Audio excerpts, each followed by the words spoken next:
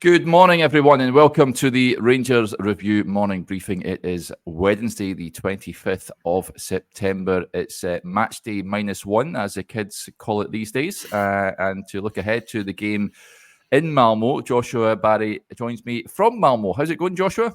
It's good. Tell you what, Derek, anyone who's coming out here needs to bring an anorak because it's making the weather I left behind back in Glasgow feel exotic. But apart from that, all good. Looking forward to today.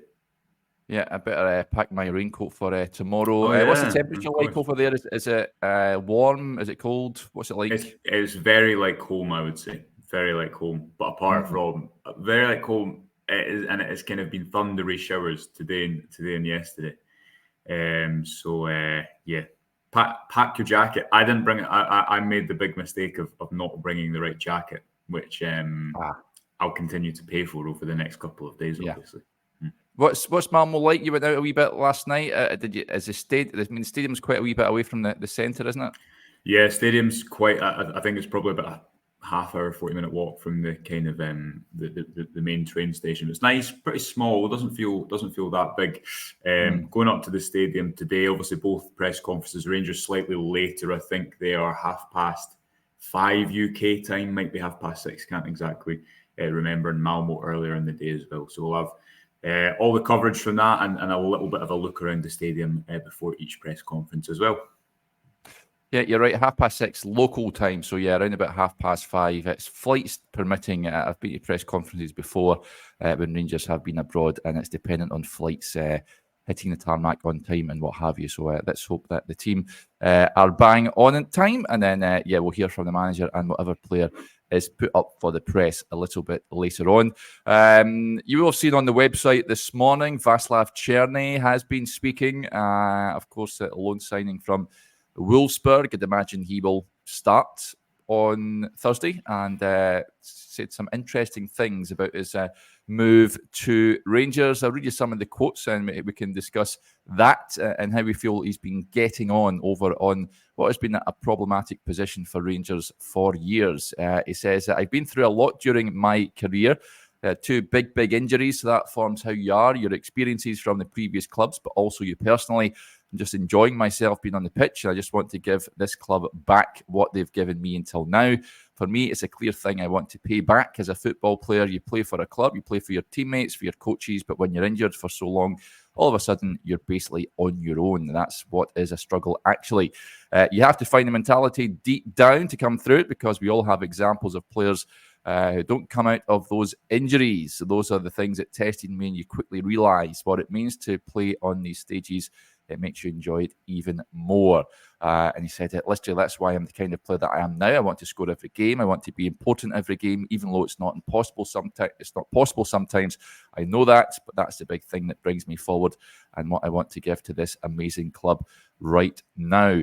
There's other bits and pieces in there. He likened Rangers to his former club Ajax. He says it is similar, so it's good to know how it feels to be in a club that demands a lot. Fans, the club itself, you need to play for trophies, and you want that as well as a player. We all realise that, so it's good to have literally everyone on board and to understand the things we want to achieve. Obviously, clubs like Ajax, they want to win titles every single year, and that's more than normal. As I said, there is a constant pressure, but that's a good thing also. We don't have to make it bigger than it is, so it's just about us to focus. It sounds really cliche, but it's just going step by step and achieving those things. What do you make of Vaclav Cerny's comments there, Joshua? He's someone, like many players, unfortunately, that has walked through the doors of Ibrox, been really affected by injuries in his career. And let's hope he has an injury-free season. I know he was out with illness recently, but let's touch wood. He doesn't suffer any bad injuries that he has suffered before. Yeah, obviously they were now a few years ago, but he didn't play that much last season in the Bundesliga. Probably the best season of his career was 2 seasons ago, 2022-23 at Feyenoord. Did really impressive. Not Feyenoord, sorry. It was FC 20, wasn't it? 20, yeah. Yeah, 20. No, it wasn't Feyenoord. First slip of the day. That was probably his best season of his career. So far, I think it's taken him time to get a bit up to speed. What I would say on the other side is he was start of the second half on Sunday or Saturday, whenever Rangers were playing. I can't remember. James Tavernier was an inch away from converting what would have been a really good assist from Cerny. And I thought, while at times he overran the ball, at times his final ball wasn't brilliant against Dundee, there was other examples of a bit of a partnership starting to form on that right hand side. He started well against Motherwell, didn't he? Those first kind of 60 minutes. And then when he played from the bench against Dynamo Kyiv, it was a big deal the following midweek, and he came on obviously at half time, but by that point Rangers only had 10 minutes in the game before they went down to 10 men. And since then, I think it's taken him a little bit of time to get up to speed. He's probably not had as a good a 60-minute performance as that opening 60 minutes against Motherwell. What you would say is that it's probably pretty normal when a player has been to the Euros, as Cerny was at the Euros, when they've then had 4 weeks and not joined Rangers until late July. When he joined Rangers in late July, he obviously hardly trained by that point, if at all. It's going to take you, I'd imagine, a month or two to get up to speed, but such as the squad building issues that have remained at Rangers over the past few seasons, there's not much time for a player like Cerny to settle in, and there's not much room for patience, understandably, for a player like Cerny to settle in, because there's not really anyone ahead of him to keep him out of that position. So for me, he's shown some good bits. He's also not quite hit the heights of that early Motherwell performance where I thought he was really effective. But it is probably, I don't know what you think, it is probably pretty natural when someone has had a delayed summer, when they've not played that much last season. It's probably over-ambitious to expect their best football to come in August or September. But again, it's a little bit of the product of the environment of where Rangers have been over the last couple of years or so, and that they don't have someone ahead of him to allow him to. And listen, he's coming as a first-team player, but you take my point, he's had to go in right away, and the demand for him to start has been there right away as well. Yep, I've seen him come in for a slight criticism, you could say, about his physicality and whether he's robust enough to play in the Scottish League. Christopher with the point says perhaps a little lightweight, but that was, he said, he means labelled against Messi, he says there. And the fact he always comes in on his left-hand side. I think there's a lot of comments saying just he needs to give Cerny time. But Josh, you don't really get much time at Rangers. You need to hit the ground running. And listen, I think he'll be good tomorrow night if he plays. I think he will play. I think this is sort of match that may suit him and his attributes. But Rangers simply have been crying out for a right-sided player for several years now. I mean, I've said it before. Well, I don't know if that's. I don't know if that's true. Actually, I realised that was a good. Go on, sorry. Yeah, no, carry on. I was just going to say, I think that whole argument about they didn't replace Candace, they didn't play with a right winger for ages. But what I would say is that they didn't, when they went to Gio, when they changed managers, when they changed style, when they went to Clermont last season, I agree. They didn't have that profile in the squad. Like Hadji was the only player who could maybe be a number 10, who was a number 10, who could play as a winger. But he's clearly not, that's not his game. He's not someone you want to isolate out wide and attack with pace. So I agree that it's a profile that Rangers have lacked in their squad for a long time. And that's what made the decision to jump from manager to manager to style is so confusing from the outside when you're trying to analyse what Rangers are doing, purely because you looked at the squad that Clermont inherited, and you looked at the squad that Van Bronckhorst inherited. And his assistant has spoken. We interviewed him earlier this year, and he kind of reaffirmed this point. It's not so much that a manager always needs his players, but I think that it's fair to suggest that a manager needs players who can play somewhat in his style, or it's not as arbitrary as just trying to change formation for a whole group, but to have a little bit of. Clermont needs wide players, doesn't he? And he arrived at a squad. He arrived at a squad that had no wide players.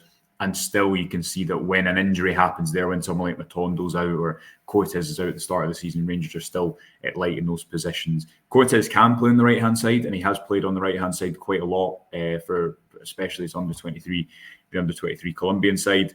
I think that requires a high and wide right back, which Tavernier was a couple of years ago. That is not what Clermont is trying to do with him at the moment. So I'd expect that it is Cerny's position for the season. Equally, you can say two things at the same time. He needs more time and he needs more games probably to show his best form.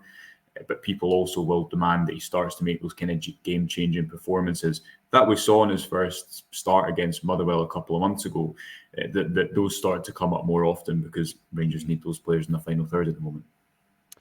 Get your questions in, folk. Me and Joshua will answer as many as we can. There's lots coming in, so we'll get to some of them. Thomas takes credence at my Daniel Candace mention. He says, Candace nonsense, guy was crap. I don't think he was crap, Thomas, but I'm not saying he was Andre Kanchelskis reincarnated, which is, for me, Rangers' last proper player on the right-hand side. I would love a player of that ilk at the club right now. But that would cost a hell of a lot of money.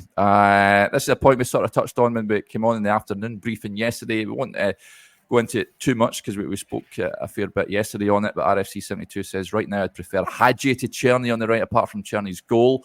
I've not been too impressed. It's sort of strengthened given the fact that he's running riot for the B team, especially yesterday against the game against Huddersfield. Scored a free kick, scored another goal, set up the other goal for Finlay Curtis. But we know Clement's stance on that, and the club stance. Hadji not considered for selection, which is a crying shame for me and the situation that is unfolded at the club. So, I would have preferred Hadji as well, Buddy, as well, but unfortunately it's not. Over Cerny, just period. Probably right now, yeah. Probably would right you? now, yeah. Because of his performances in the B team. Well, I think you would put. I think. Let us know in the comment. I mean, I'm just basing this on. Baiting me. Yeah, based on. Cerny's been playing international football as well, so it's a toss-up between the two, perhaps. But he certainly would be in contention for a starting place tonight if he was available to the manager, I think. So, but let us know. It's all about opinions, as we all know in this game. But he won't be in our predicted lineups. That's for sure when we predict them a little bit later on. But just on Cerny, Electro Ross with the point: you can't loan a player for one season and give him 2 months to settle. We agreed he had to hit the ground running. Yeah, absolutely. Let's move on to another point. This one's caught my eye, Joshua. Wick Warrior. And Dujon Sterling never had the best of games at the weekend. I think we're all in agreement with that. Hooked at half-time. And the point being raised is, do we think we're in danger of negatively affecting Sterling's valuation if we don't put him in a settled position? You think he starts at left-back tonight, don't you? Or tomorrow night. Again, yes. It's not his favourite position, is it? He was brought in, he's a right-back predominantly. And we've very rarely seen him at right-back. Do you think we're in danger of affecting his overall valuation by playing him in all sorts of positions? Yes, 100%. I think it's a good point. Rangers have had to. I've said a few times, I think, last season that he's a player. Now he's over the last couple of weeks, his stock isn't his highest. I don't think he did well against Dundee. It wasn't his best game. He's also been playing with some form of injury in his wrist as well, which maybe hasn't affected him too much, but maybe important to mention. If you just think of Old Firm games last season, he played left back on at least one occasion. He played on the right wing. He played in central midfield. He played at centre back. That's fine for a time, and it's probably fine for a player if that is a player's role within the squad. You know what I mean? If that's the kind of, he's just someone who's maybe slightly older, he's a bit of a journeyman, and that is his role in the squad. He plugs gaps in different positions, and he can do that. But I think people know that Sterling is a better player than that, and he has a higher ceiling than that. Yes, he's had to and has to maybe prove some questions about fitness and durability, and Clement referenced that when he was discussing the amount of minutes he was playing this pre-season, or the amount of work he'd done this pre-season compared to previous pre-seasons. But he's a better player than someone who you just have to use to plug gaps in a variety of different matches. I think now, personally, for me, it's clear that probably the highest ceiling he has as a player is at right back. He can play in central midfield in certain games. If you look at the role that he's actually fulfilling at the moment in that kind of right central midfield position, and you watch the runs he makes, he is playing as a central midfielder, but he's quite often running beyond. He's part of that wide triangle with Tavernier and Cerny. I think that probably lacks a real kind of dictator at the base of that triangle, because neither of those three players are probably at their most comfortable slotting in next to Conor Barron in a kind of pivot position at the base of midfield. But I do think there is a risk with Sterling that he has to just continually, again, because of how Rangers' squad is made up this season, it is light in certain areas, isn't it? So you could foresee a situation where he has to play centre half a bit, or where he has to be Rangers number 6 for a bit, even if I don't think that's his best position. He can do it, and he can do it better in certain type of games compared to others. But to the comment, I think it's something that Rangers need to be wary of at the moment, especially in relation to the right back discussion, and that's obviously a live one, and one will, I think, continue to have throughout the course of the season,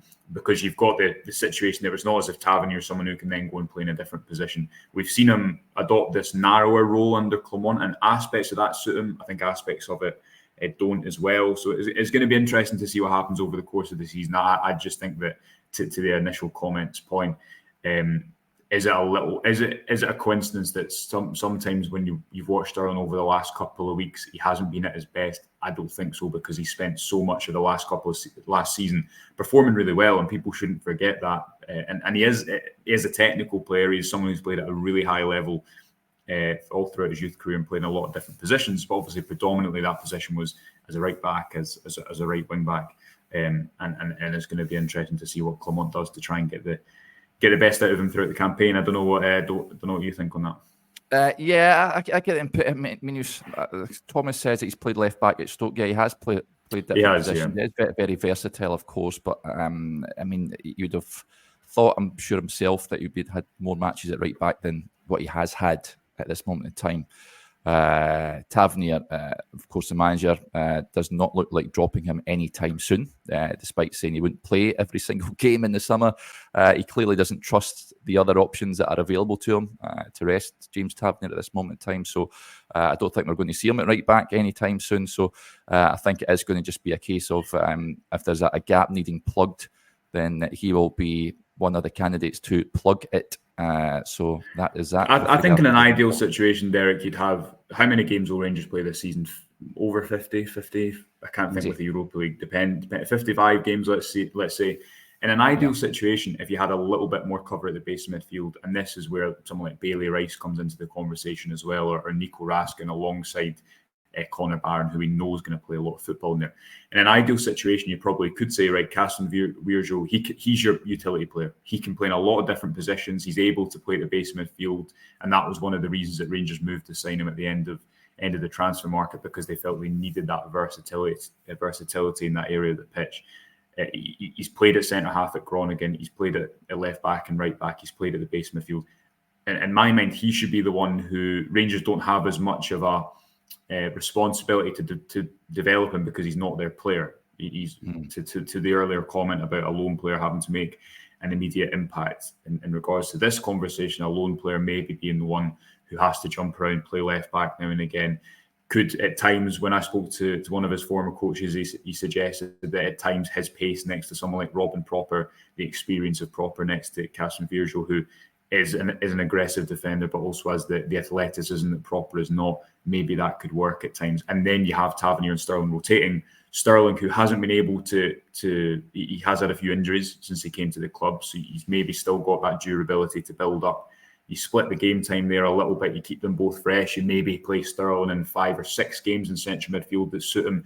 For me, that would be an okay alternative, because Tavernier, we know, has not got the legs he did a couple of years ago, and Tavernier, we know, is not strong defensively at the moment. It's never been the strongest part of his game, but I don't think he's as strong there as he was maybe a couple of years ago in certain situations. That would be the ideal situation, I think, from the one that Rangers have just now. But the question is, do they have enough cover in different areas to just prioritise Sterling in that position on the pitch? Because you've also got to remember that the backup right winger, aside from, I know Kieran Dowell played there against Dundee United predominantly because of his left foot. Sterling might have to play right wing as well at some point. Yeah, lots of questions asking about yesterday's B team game, and there was a trialist, of course, in defence, Scott Hammond, and many others saying who was the trialist for the B team yesterday. I've seen some wild names being bandied about. Believe it's a teenage Croatian defender. No names as such, So I've seen Joe Matip being mentioned, Brandon Williams, of course, who was linked to the club in the summer, but is thought to be a teenage Croatian. But don't have any names on that. Usually find trialists very secretive stuff at times, especially closed doors matches. But we are seeking to find a name, folks, and we'll try and find out for you. Let's get to some other interesting points that come in. First of all, Colin says, morning all, on the train to Manchester. It was always a good listen, still a long way to go before I'm convinced the new guys meet Rangers level. Big Phil has a short window remaining. October, November will decide. Well, he did say, I think October, November time, the team should start to be motoring by then. And let's hope that is the case. I mean, 2 wins from 2. You need to start somewhere after that. Bitterly disappointing afternoon at Parkhead, and let's hope tomorrow night, which will be a big test, I think Rangers can come away with a positive result in that one. I know, I mean, the league is a priority more than anything else, but you always want to see Rangers doing well in Europe, and I think a positive result tonight will go a long way in determining how they're going to get on in this revamped group stage. I think a good start would be most welcome. Steve-O with a point. This is interesting. What's going on with Diamandi right now? You look like one of our best players coming into the season, but his form is so far hasn't been great. Is that a fair comment, Joshua? Do you know what I think watching him? I don't know what other people think about this, but you see, when I watch Diamandi at the moment, I feel like he spends like half his game with his arms out asking for passes that don't arrive. And at points in his Rangers career so far, and we discussed this yesterday, didn't we? The build-up plays maybe becoming a little bit more patient and going through the midfield as opposed to over the midfield more regularly. But I feel like at points he has spent a lot of games in a Rangers shirt asking for passes that don't come, and being confused at why they're not arriving, if you know what I mean. He's probably a player for me that his level would go up around, his level would improve around better players.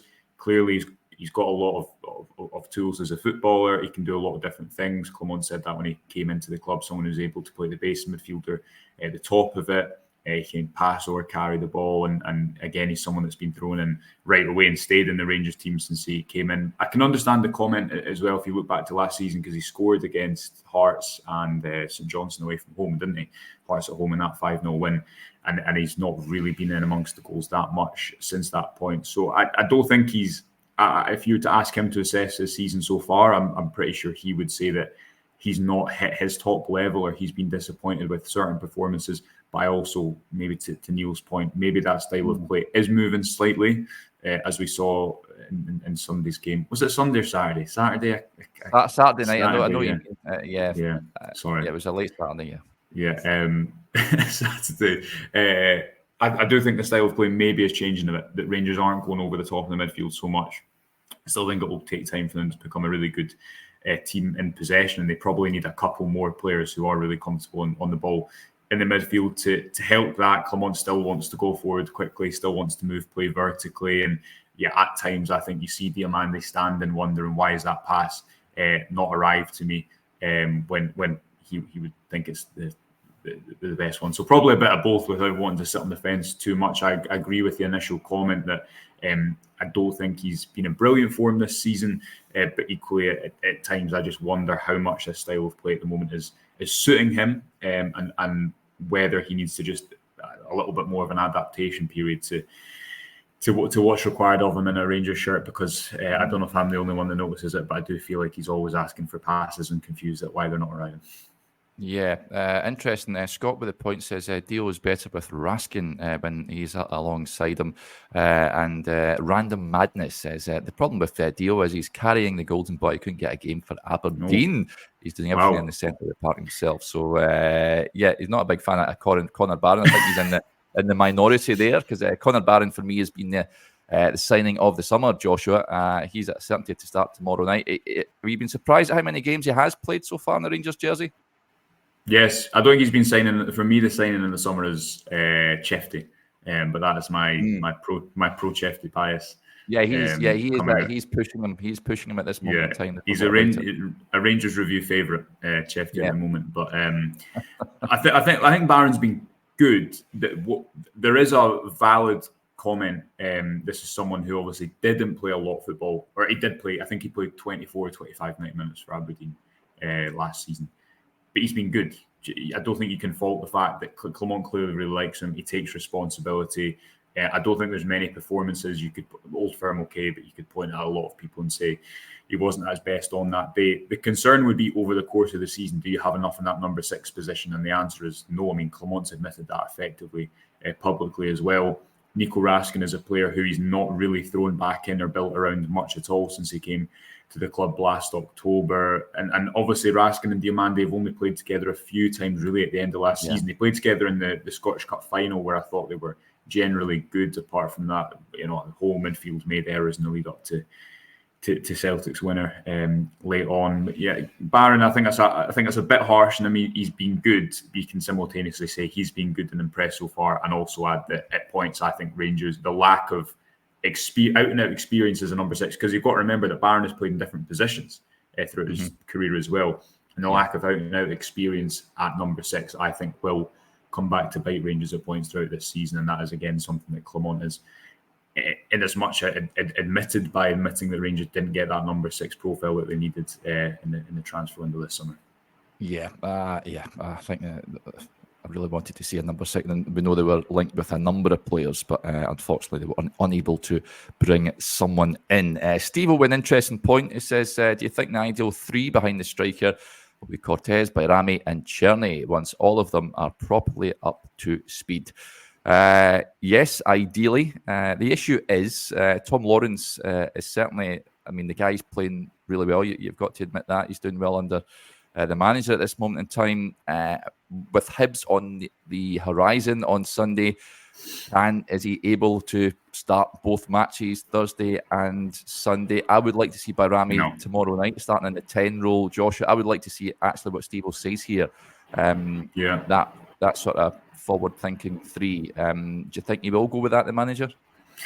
I think Rangers, because of their issues, and this comes to the fore in the Old Firm games, because of their issues, I think when they fall back as a team, I think they're off the ball. I think they're better when they're aggressive. And you saw that way against Dynamo Kyiv, where they tried to press them right at the build-up and they were pretty aggressive. For me, what Steve-O is outlining here, if you look at how Rangers played at the weekend, quite often they moved to a 4 in the middle of the park with Bajrami coming in field or Bayrami coming in field. Lawrence dropping deeper next to, we discussed this yesterday, didn't we? Lawrence dropping deeper next to Barron. I don't know if you can hear the rain in the background there. Honestly, I'm just thinking how I'm going to get up to the stadium. So they moved to more of a 4 in midfield, but then that meant that Jeffy was kind of your left wing option. Cortez, I think, fits that quite nicely because he's someone who can play in the pockets, who can move in field, but can also stay wide. So I think that 3 that Steve-O outlines is the ideal once everyone is fit.